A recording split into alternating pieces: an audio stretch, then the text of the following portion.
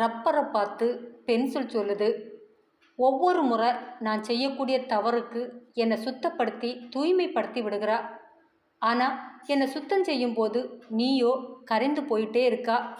அது எனக்கு ரொம்ப வருத்தமாக இருக்குது அப்படின்னு சொல்லுது. அதுக்கு ரப்பர் சொல்லுது, இது என்னோட கடமை, நான் அதுக்காக தான் படைக்கப்பட்டிருக்கேன். என்னை பார்த்து நீ வருத்தப்பட வேண்டாம். இதில் எனக்கு முழு மகிழ்ச்சி தான். என்னால் உன் தவறு அழிக்கப்பட்டு நீ திருத்தங்களோடு முன்னேறி போனால் அதுவே என்னோட வெற்றி தான். நான் கரைவதை பற்றி எனக்கு எந்த கவலையும் இல்லை அப்படின்னு சொல்லுது. அந்த ரப்பர் வேறு யாரும் இல்லைங்க, நம் ஒவ்வொருத்தருடைய பெற்றோர் தான். அவங்க ஆயுள் முடியும் வரை நம்ம தவற திருத்திக்கிட்டே இருப்பாங்க.